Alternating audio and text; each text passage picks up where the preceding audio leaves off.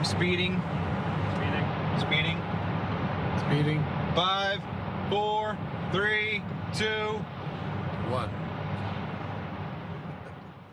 The world is changing faster than ever. What used to take decades is now taking years or even months. What you see right now is the illusion that people have had for many decades about the workplace being this secure place to work the rest of your life. For the first time in the history of our nation, our children will not do as well as us. We've seen our friends get laid off. We've been laid off. We've had our pay cut. People are overworked and underpaid. They seem to have less time and less freedom. They live under constant pressure. This is going to be forced. And so even if your employer loves you, they may have to cut you. There's something wrong that on Monday morning, the heart attack rate increases by 35%. Technology is accelerating, job security is declining. It just doesn't seem like the old models of making a living are as reliable as they used to be. Every aspect of our lives, there's a better way out there, but we're still doing it the old way. We live in the greatest country on the planet, and there are a lot of people sitting around complaining and being cynical. Like everyone's whining about this old model, and I'm like, why don't you leave it? Look at all this over here. Look at all this opportunity. Since so much of our lives revolve around our work and the way we make our living, many people are thinking there just has to be a better way. The biggest challenge facing our world today is not making money, is what are we going to do with all the displaced, unemployed people? People are afraid that they're going to make the wrong decision. People are afraid of the unknown. People are afraid that maybe I don't have the skills. Hey, sports fans. Industrial age is over. It's dead. It's dying. That's why going to school to get a job is an obsolete idea. A steady paycheck is an industrial age idea.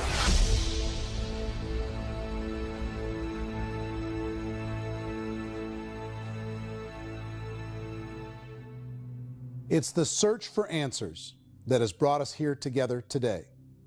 My name is Eric Worre, and for almost 30 years I've been an entrepreneur, struggling at times, but ultimately succeeding. As a best-selling author, speaker, and business owner, I've spent my entire career helping millions of people around the world to become entrepreneurs. And I believe strongly that there is, in fact, a better way when it comes to how we make a living. The career landscape has changed dramatically, and many are still working in a model that is completely out of date. What worked for previous generations isn't working as well for people today. In this film, we're going to explore 3 important questions. First, what's really going on in our working world today? Second, in this new economy, is it better to become an entrepreneur, or is it safer to work for someone else? And third, if a person decides to become an entrepreneur and start their own business, how can they do it without taking on massive risk? To help in this journey, I've brought together some of the greatest experts and thought leaders in the field of entrepreneurship to share the real facts with you. My intention is to give you new information that will allow you to make choices that are not limited by an old, outdated model. Let's start by understanding what's going on in our working world today.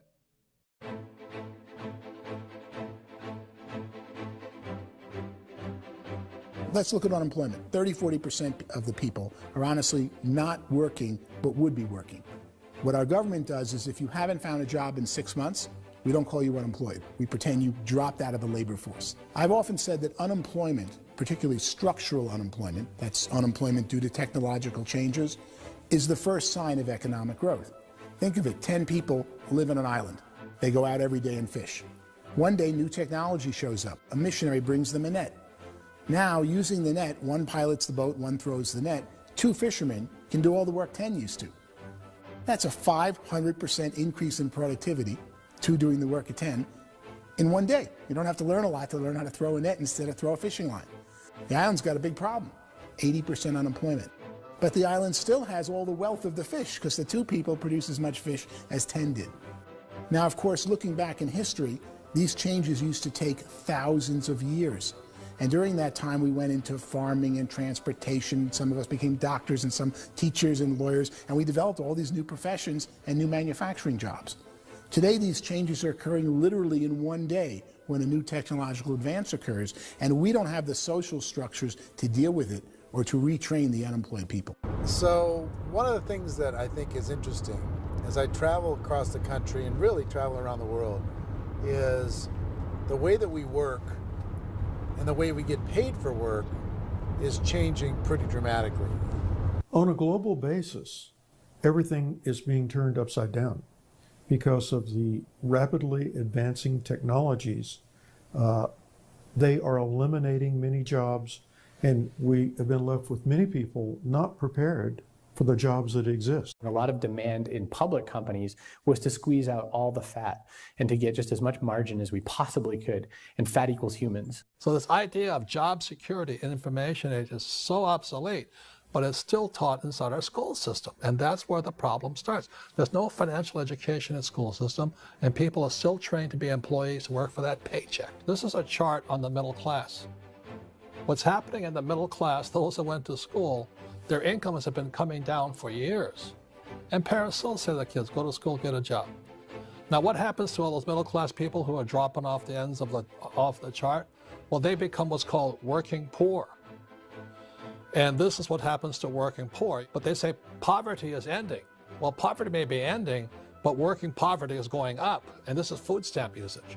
So food stamp usage in America is going through the roof right now, because people cannot earn what they call a living wage. Most people have experienced financial pressures that I think are probably greater than they have been in the past. If you're not working for yourself, then it's going to be a pretty hard road for a lot of people. Today, if you're going to control your future, the 40-40 plan is gone, where you can graduate from college and get a job and work for 40 hours a week for 40 years. That day is gone. So some of these charts actually tell you what's going on. And this is a really interesting one, you know. People are going back to school because if I go back to school, I'll get a nice job. But this is what's happening to, it's called Sallie Mae, which is the student loan guys. Student loan is going through the roof. It's now over $1 trillion, and student loan debt is worse than credit card debt. So when people stopped using credit card, the government got people into student loan debt. And the problem with student loan debt is you can never be forgiven. See, with credit card debt, you can declare bankruptcy and all's forgiven. But student loan debt, you can declare bankruptcy, you still owe it. It's the worst of all debt. But this is the next picture. Look at this chart here. This is what's happening to wages of college graduates. It's going down. So you go to college, you rack up all this debt, but you earn less money. Now, that's not that intelligent. Average person who's been working a lifetime in America today is ending their lifetime at 65 with about $41,000 in assets. They earned just enough to survive. I think in the United States we have something like 17 trillion in debt. That's just the federal government debt. We got another 2 in municipal and in other, let's call it almost 20 trillion government. We've got 40 trillion in private debt. That comes up to close to 60 trillion. When you then add something we never had before, what you were talking about, when we look at the unfunded portion of Social Security and primarily Medicare, Medicaid, that at the most conservative estimates from outside firms, Kleiner Perkins, 67 trillion and growing. That's more than all our other debt. There's less conservative estimates that say it's 84 trillion or higher. I added up conservatively $127 trillion in total debt. Debt is a financial drug. When you take it to excess, it's like taking a drug. Yeah, it makes you feel better, it enhances your performance, but at a huge cost, eventually it kills you. And so that's what happens. We keep doing more and more debt, and you get less and less results, just like a drug, until the debt gets so high that it crushes the whole system. That's where we're at, 8.2 times GDP. You know who I feel sorry for? I feel sorry for the person who dreads going to work, who is sick to their stomach on Monday morning, who hates their alarm clock, who gets a little glimmer of hope on a Wednesday because it's hump day and says, thank God it's Friday. And they live for those 2 days a week where they get to be themselves and they don't have to be around people they don't like, and they don't have to play the political game in the office, and they don't have to live this half life. The person that works 50 weeks a year just to be able to have the 2 weeks for vacation. And you know what happens to most of them nowadays? They don't have a vacation. They have a staycation. They have time off of work, but they don't get to go where they want to go because they're overextended. They've got all this debt. They got all this situation. They hate their alarm clock. They can't sleep until they're done. They have to spend most of their life in traffic.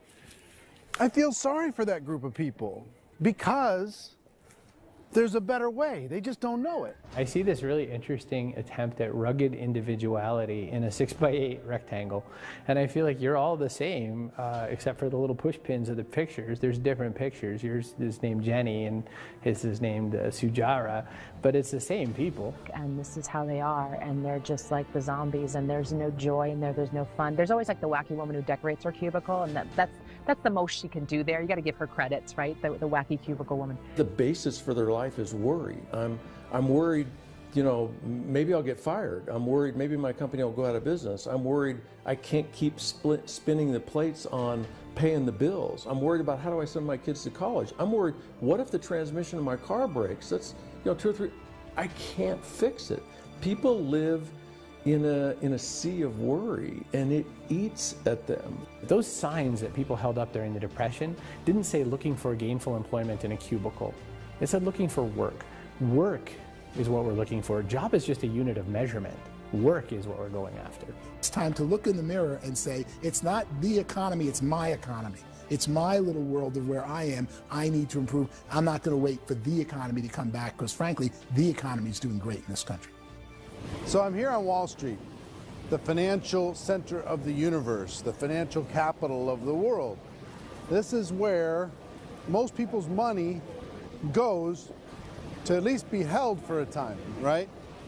With interest rates in banks being effectively zero, and many experts are predicting it's going to stay at zero for the next 10, 20, even 30 years, people feel like they don't have any choice but to put their future into equities, to put their future into the hands of other people on this stock market, and hope that the stock market goes up, hope that the stocks that their advisors pick or that they pick goes up. That's one way to go, I guess. It's my personal belief that if you put your future into the hands of yourself, in other words, you have earning power by yourself, I think you're a better investment than these guys. I think you controlling your future is a better option than handing over your retirement to these guys. The average household income in the United States is approximately $50,000 a year, what they call the middle class. To reach the top 25% of income earners, you need to earn at least $90,000 a year. To reach the top 10% would be a household income of $140,000, the top 5%, $190,000, and to be in the top 1%, you'd need a combined household income of at least $380,000 a year. So here's the question. What do you think would give you the best chance to move up and get to the top 10%, the top 5%, the top 1% and beyond?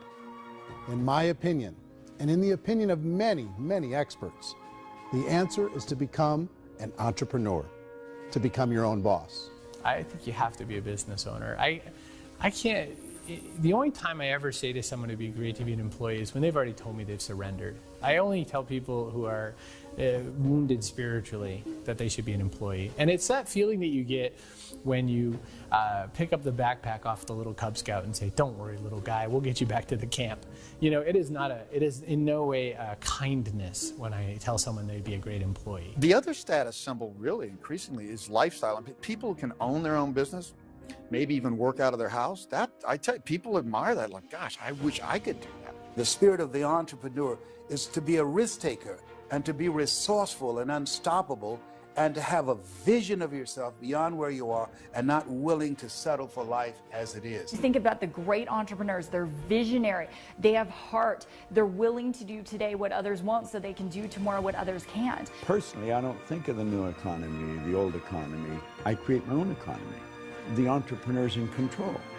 I decide what the economy is going to be like. In the world of entrepreneurship, there are no limits. you can make as much as you want, depending on how much you want to work and how smart you are and how great a team you put together.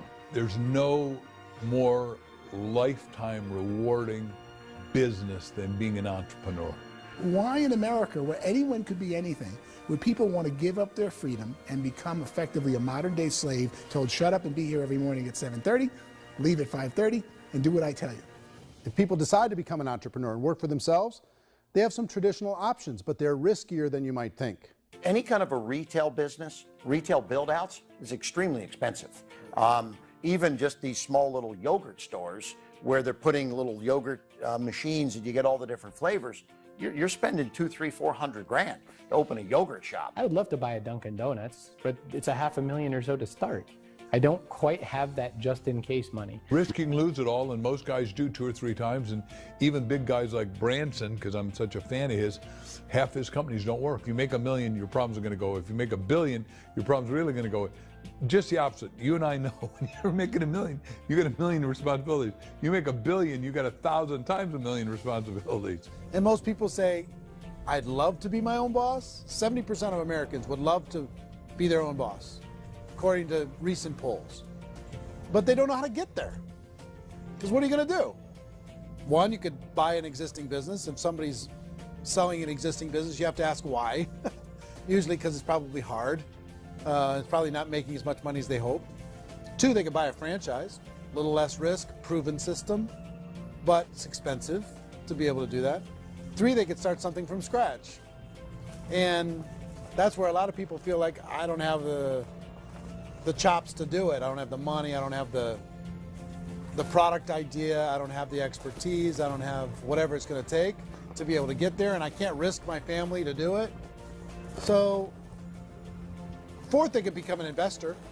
A lot of people in this town invest to try and figure out a way, but you got to be pretty smart with that game too, right? Venture capitalists, who are the very best and most sophisticated in investing in new breakthrough businesses, make it on 1 out of 11.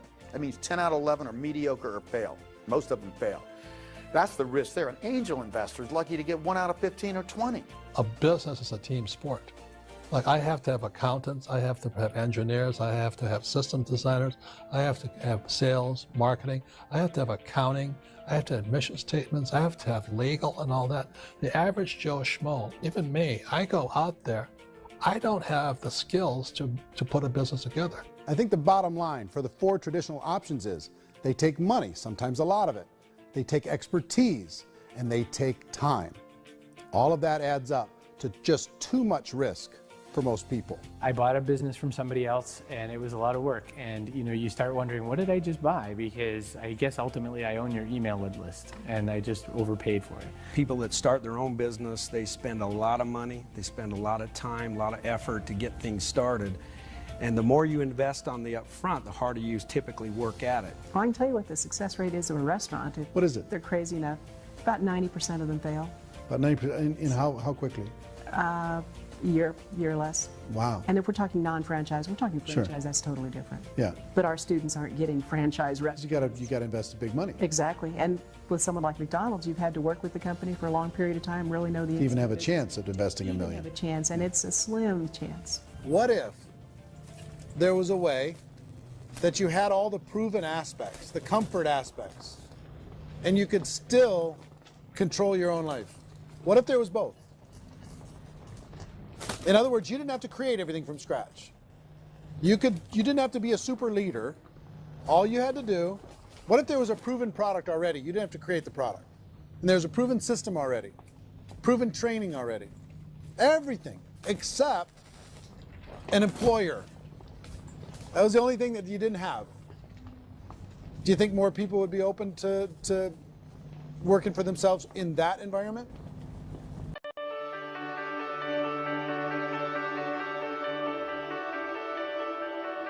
In our search for a better way to make a living, we've come to the conclusion that becoming an entrepreneur is actually safer than being an employee.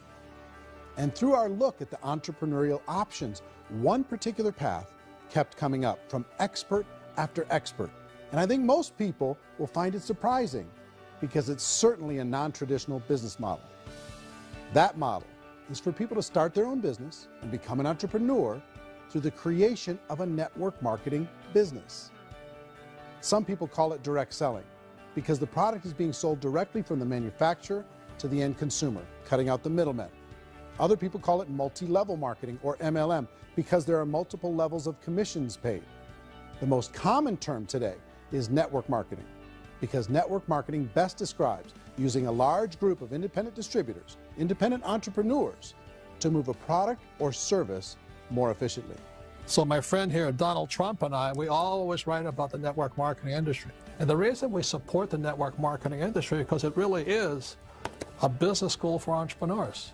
Because most people come out of school looking for a paycheck. Oh, that's terrible. I would go into network marketing like that. I think if it didn't exist, we should invent it. It is that good. I think direct selling is a great way to do business today. It's very easy to get into that industry, and you can be self-employed, be, in effect, an entrepreneur. When we see multi-billionaires adding network marketing companies to their portfolio of companies, that would be a clue. When we see people who are very famous authors and very famous business people endorsing the industry, that would be a clue. These network marketing companies aren't $50 million companies. They're billions and billions of dollars. They lead the stock market. They're major companies. When we're going to get it? You know, and you're going to school to work for a paycheck, but if you want to be rich, be an entrepreneur, and network marketing gives you the spirit to be an entrepreneur. A traditional company will spend up to 50% of their total revenue on marketing. Network marketing companies use a different approach. Instead of having all that extensive marketing expense, they utilize a network of independent distributors to do the marketing for them. Now, why do they do this? First, because word-of-mouth advertising is so much more effective today than traditional media advertising. Second, some products need to be explained or demonstrated, and an independent salesperson can do that more effectively than an ad campaign. Third, it's completely efficient. The company only pays for the marketing of their product if a sale happens and not before. Imagine if Amazon allowed you to become an independent distributor and paid out 40% of its revenue to that distributor group. All you had to do as a distributor was recommend a product, and if a person bought it on Amazon, Amazon would take care of all the logistics, and you'd get paid for bringing the customer. Now imagine you got paid for every purchase that customer made for the rest of their lives. Well, Amazon doesn't offer this option, but network marketing companies do. 85% of all buying decisions in our society are made as a result of word of mouth or reputation. We're recommending things to each other all the time. You know, who's your dentist? Who's your doctor? Who's your lawyer? What detergent, are you using? What legal system are you using? What product are you using? We're talking to each other about the things that we love anyway. When you go into a big box retailer, you're lucky if the clerk looks you in the eye, much less gives you any detailed or accurate information about what you're purchasing. So of course, this personal information, this education coming from a friend, a neighbor, a relative, or even a stranger, but one who has experience with the product is extraordinarily valuable. As a matter of fact, network marketing can educate consumers probably better than any other form of marketing. It certainly can do better than advertising, because advertising usually has a certain hype to it, and you can only get limited information. So, network marketing trumps advertising. If you were a typical sales company and you wanted to sell $1 million a month worth of product, you might go find 100 superstar salespeople. The quota would be $10,000 a month. So network marketing as a distribution system just flips the numbers. So we use 10,000 happy, raving fans of a particular product, and we don't concern ourselves so much with how much product each one of them individually sells. If they sell just $100 or $200 a month, and there's 10,000 of them, you're selling $1 million to $2 million a month worth of product. And that's the best way I can explain how network marketing works. This is the marketing arm of the company. There's not money being wasted on bricks and mortar. There's not money being wasted on inventory that's sitting stagnant somewhere. There's not of employees standing around that don't have customers. These are people that are going to connect with customers. These companies allow people to become independent distributors for extremely low cost and with no minimum time or sales quota. Essentially, they own their own business and can provide as much or as little sales as they choose. In other words, the distributor gets all the benefits of traditional business ownership without the risk. The advantage of network marketing is the ease of entry, the low risk, and the low startup cost, because almost everything else has very high risk. You can get in for a minimal investment. You're buying into a system that's already been proven, products or services that have been proven to work. The keys to network marketing is providing an opportunity for the masses to get involved, providing an opportunity for the average person who doesn't have the resources to start their own business. All of this so far is fairly straightforward, but network marketing offers another benefit, and it's this benefit that makes it so interesting for entrepreneurs. Network marketing allows a distributor to build their own network of other distributors and then compensates them on the sales created by that entire group. Direct selling is, at its base, very simple. It's the sale of a product or service to an individual on a face-to-face, one-on-one basis, just the way we're talking right now. But there's an important element as well, and that's the offering in conjunction with that sale of product, the offering of an opportunity for someone to make something of themselves. No matter what your social status is, no matter what language that you speak, I mean, look how many unbelievable people are becoming successful that speak every kind of language out there. What an awesome gift to give the world. Instead of having to work your way up in a system and prove that you could be a sales manager, they just decided everybody can be a sales manager. Everybody gets to build a sales team from day one. And so what that brought into the system of growth as a direct selling company is the concept of compounding or geometric progression. Because now you can actually grow a sales force very quickly because everybody is enrolling people in their own sales force. People who are like, oh, this is weird, I'm building a sales team, or what do you think you do at a regular company? How do you think a regular company works? Network marketing is the only industry that doesn't say your past determines your future. It looks at your past and says, okay, now what can we train you to do so you can have a great future? Every other employer out there wants to exploit you for what you already know, not teach you something new. Network marketing has the potential to save the United States and the world, because it's going to teach people not to be employees, but to be entrepreneurs.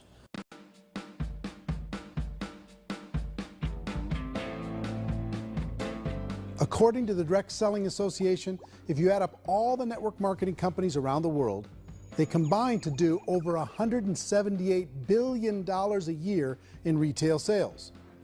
To give you an idea of how big that really is, the NFL, the National Football League, does approximately $9 billion a year. The music industry does a little more than $16 billion a year, and the movie industry does about $80 billion a year.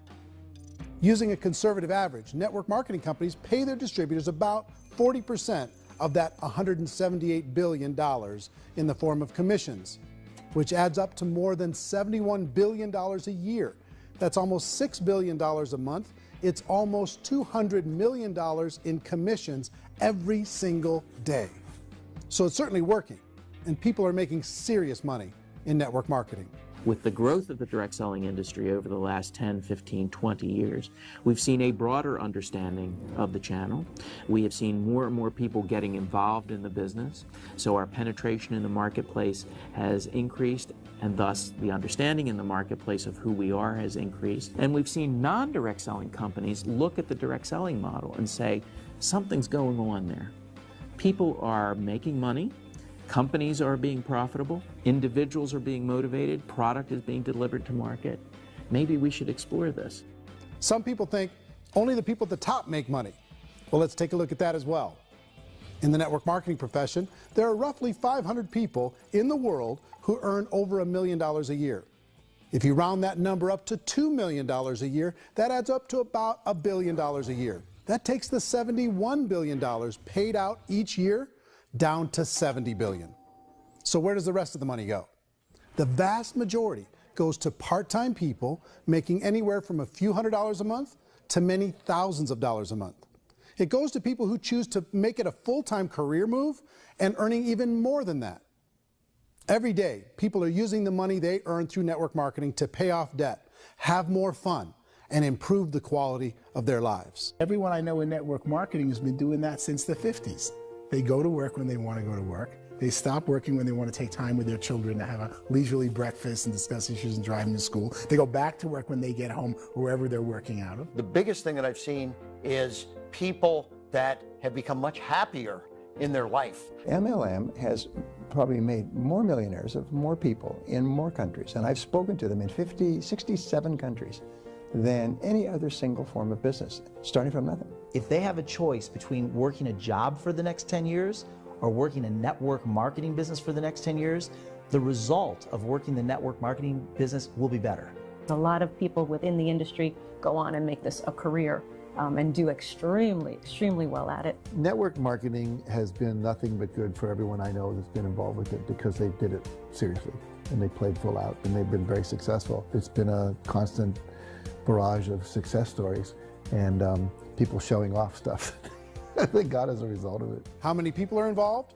Approximately 16 million Americans and 96 million people around the world are currently participating in network marketing. And in a recent poll, 82% of those people report a good, very good, or excellent experience with network marketing. So people are happy.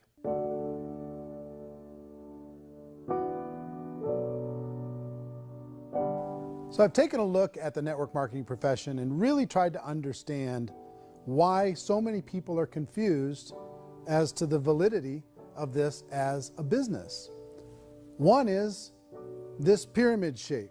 People get really messed up with this pyramid. Oh, it's one of those pyramid things. So I just think there are a lot of haters out there who really don't understand the industry and say, oh, it's a get-rich-quick scheme. It's a pyramid. Well, corporate America is a pyramid scheme. You know what I mean? It goes like this. You have thousands of MBAs, you know, let's say working for Ford or General Motors or Coca-Cola. If all these MBAs, they're all trying to get to here, that's a pyramid. Only one guy's going to make it. You know, every 10 years, one's going to make it. Whereas you look at network marketing, it's like this. So you're here, and your job is to develop other CEOs coming up behind you. So it's an inverse pyramid. In network marketing, it's a very simple concept. If you sell product, you get paid. It is paid based on production. There is no first mover's advantage. There is no investment component where the more somebody spends, the more they're entitled to make. So the two are polar opposites of each other. It doesn't matter what shape the company is or the compensation plan is shaped, whether it's a circle or a pyramid or a triangle or a trapezoid, it doesn't matter. If compensation is coming primarily from recruitment, then you've got a problem.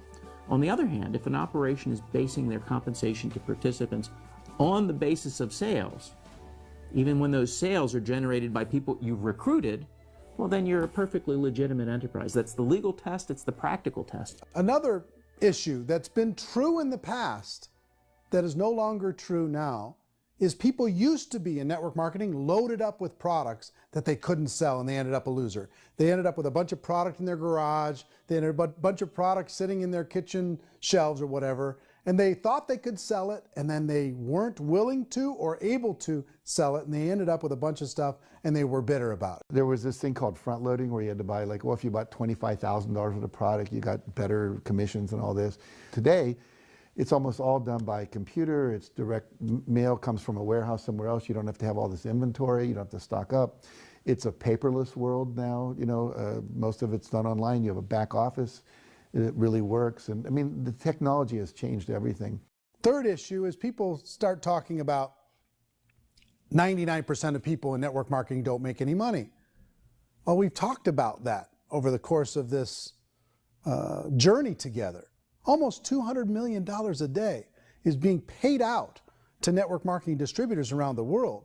The naysayers, the people who say that it doesn't work, are usually the ones who just don't know how to make it work for themselves. And so they're giving you an opinion, and I tell people, don't confuse people's opinions with expertise, because opinions are free. And don't confuse sincerity with the truth, because people could be sincerely wrong. But here's the reality inside of network marketing. The vast majority of people that get involved in network marketing just become customers, and they get involved to be able to purchase product at a lower price. If you take Costco as an example, if a person goes into Costco and gets a membership to Costco so they can get a lower price on the product, we don't call that person a loser because they have a bunch of product that they walked out with with a smile on their face. Yet when some people want to take a look at network marketing, they say, well, those people, they're just using the product and they aren't earning an income, so they must be a loser. They're not a loser, they're a happy customer. That's the vast majority of people that are involved in network marketing. Now, a smaller percentage of those people decide to go build a business. They earn $300 a month, $500 a month, $1,000, $2,000. That's the bulk of earnings in network marketing. And then there's the few that really decide to take it serious, really decide to build a large network, really work to make that network very, very productive. And those people make huge amounts of money and there's no cap. What I do as an outside economist, just somebody looking at this industry like any other industry I speak and say, look, what's the realities of this? 1% do incredibly well. 10% generate some additional income at pretty low risk and effort. That's not, and 90% of people roughly end up customers. One thing that I think is real when it comes to people's perceptions about network marketing is people put this, and distributors, I think, involved in network marketing have some responsibility for this. They have sometimes unrealistic claims about the product or about the income. Most people who become distributors, they want the money, they want to be successful, but they don't have the skills. They don't know what to do. And when people don't know what to do and they're in a new business, they're scared. And when they're scared, they panic and desperation kind of sets in. So they think everyone they talk to has to get in. So if I talk to you and you say, well, no, I don't have time to do that, they're like, no, I need you. You have to do this or I won't be successful. So I start clawing on you. I start that desperation. So then I start making claims about the product, which are not appropriate, probably not even true. Or I start saying, oh, let me show you how you can make all this money and you don't have to do anything, Eric. And so you just totally misrepresent the opportunity, and you're clingy with people because you think you need everybody to be successful, and you don't. You know, one of the messages that I try to deliver most forcefully to companies as well as salespeople in direct selling is that you don't have to overpromise. The reality is in network marketing, there's a lot of hard work involved. There's a lot of effort. You're going to have to develop yourself. It's a business like anything else. It's going to take some time, but in my opinion, it's better.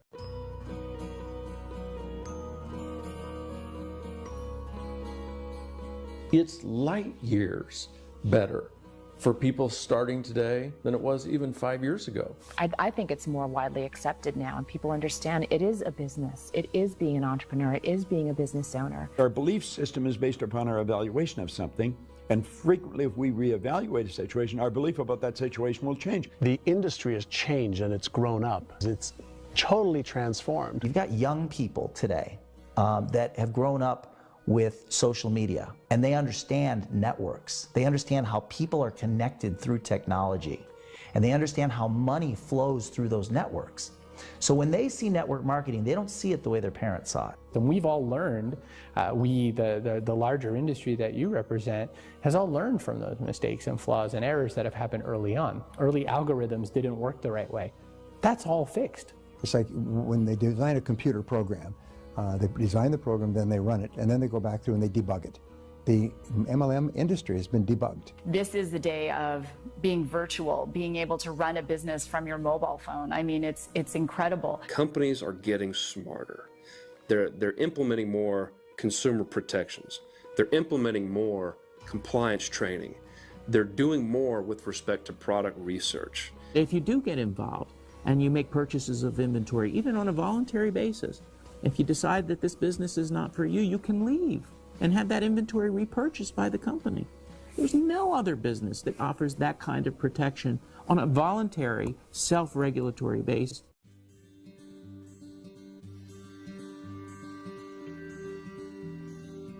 If you decide to look further into a network marketing business in order to generate more cash flow for your family, I would recommend reviewing the following 4 elements. First is the product or service. And on the product or service, I would ask 5 important questions. 1, do you like it? Is it something you would feel comfortable sharing with others? 2, is there a recognized need in the marketplace? It's hard to create a need if one isn't naturally there. 3rd, does the product meet that need? Does it solve a legitimate problem for consumers? And 4th, is it priced to sell? Can it compete in the marketplace? And fifth, is it priced for profit? Is there enough margin for the company and the distributor to be able to generate income for the long term? If you can answer the questions on the product to your satisfaction, the next element to consider is the company itself. Is it well run? Do you believe in the founders or the management team? Do you feel they have what it takes to go all the way? See, it doesn't matter how good the product is if the management can't take care of the company. Good management can change with the times. They can handle adversity. They can make good decisions. Make sure you choose a company that can serve you for a long time. The third element to consider is the compensation plan. And with that, there are three important things to look at. First, a brand new person needs to be able to generate some money fairly quickly. It may be an obvious reason, but you can probably imagine the ripple effect of a distributor getting involved and having even a small victory fast. That can only help with the overall success of the organization. Second, a person should be able to develop a moderate part-time income in a reasonable period of time. As they develop their network and as their sales grow, they should be able to enjoy more benefits. And third, for the people who are really serious, for those who decide to really go pro in the network marketing profession, there should be the possibility to make a serious full-time income if they work hard and are committed to developing their skills. If you're comfortable with the product, the company, and the compensation plan, the last thing you should look at is the support that will be made available to you. Does the company have a website? Does it have a solid online reporting tool? Do they have comprehensive training available? Do they host events to help you build your business? If you decide to do this, what kind of a support system can you plug into? Choosing a network marketing company is a personal decision. But evaluating the four elements of product, company, compensation plan, and support is a great place to start. Is the company promising that you're going to get rich quick or that you can make a lot of money without a lot of effort? That's a red flag. Is there a product that you really believe in that you think can be sold? Or are you being told by salespeople or the person who's trying to recruit you or by the company itself that don't worry about the product, all you have to do is recruit other people into the business? Red flag, warning sign. If you're hearing that, take a second or even a third look. Get to know the customers, the products, the business, have some success, and see where the opportunities might take you to move up in the organization. You want to find out how concerned are they about my education, my training, and my development? Is there a space for me to grow? Most important question. Learn everything that you can about the product. Make sure it's something that you believe in, and learn everything you can about the industry and work that system. You have to be very passionate about whatever that company is doing. I would get involved. You can always test drive anything, you know, the product, the service, the community, and then lean into it a bit. If it feels good, then lean into it a lot. Behind me is the Lincoln Memorial. And this is a place where Martin Luther King Jr. had his famous "I Have a Dream" speech. And at that speech, he talked about his dream for equality for everyone around the world, and that's a noble dream. But I think more people need to remember what it was like when they were kids and the dream was still alive in them, before it got beaten out of them by reality, by this paycheck, by these responsibilities, and by having to live for this job to pay the bills. I think people need to remember that, go back to that. Once they know that there's a better way, I think their future is going to be much brighter. They can live a better life.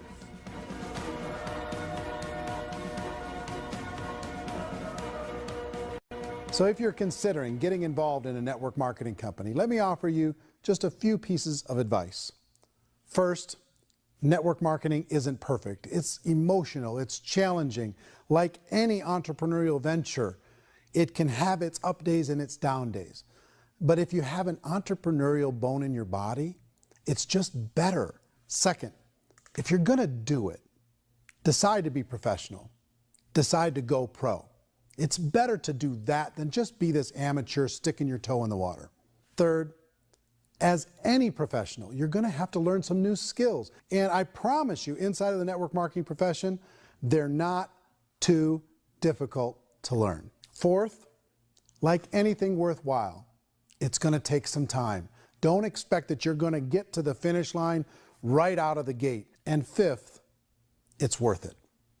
It's worth it to be able to take charge of your life again. It's worth it to be able to control your own financial situation. It's worth it for the people you're going to be able to spend time with. It's worth it for the things you're going to be able to see and the experiences you're going to be able to experience. It's worth it for the causes you're going to be able to contribute to, the lives you're going to be able to touch, the customers you're going to be able to help, the friendships you're going to be able to develop. I promise you, it's worth it. Remember, most people are searching for answers just like you are. But I do have to tell you the catch to network marketing. If there is a catch, if you want to understand this from an emotional point of view, people say, well, it sounds too good to be true. It's not, it's hard work. But here's the catch. Most people still don't understand it. So you're going to have to endure the loss of social esteem from ignorant people. The uneducated will think less of you. Now, if you can handle that, you're on your way. If that's going to destroy you, you know what?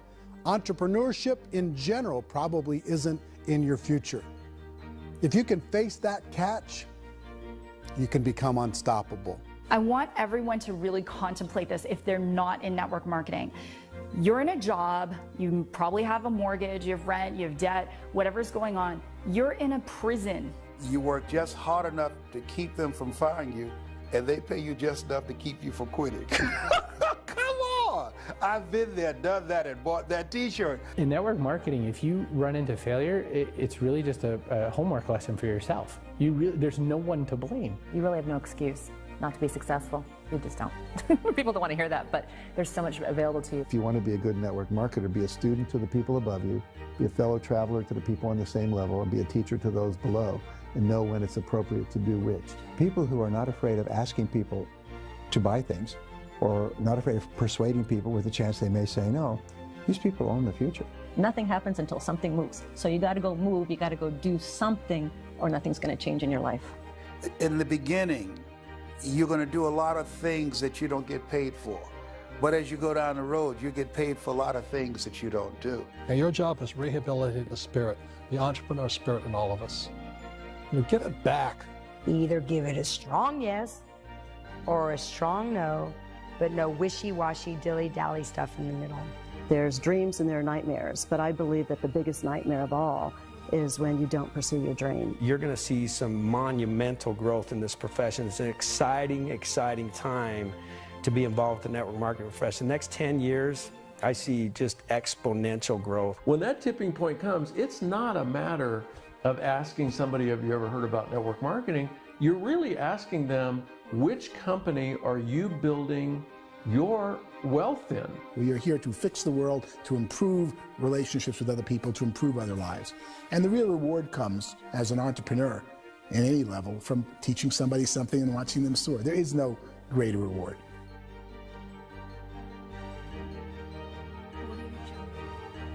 Life's too short to spend it living someone else's dream instead of your own. It's too short to spend it living at a fraction of your potential. Can being an entrepreneur be a challenge at times? Sure. But here's what you get in exchange. It can be yours. Something that you built, something that you created, something that you made happen.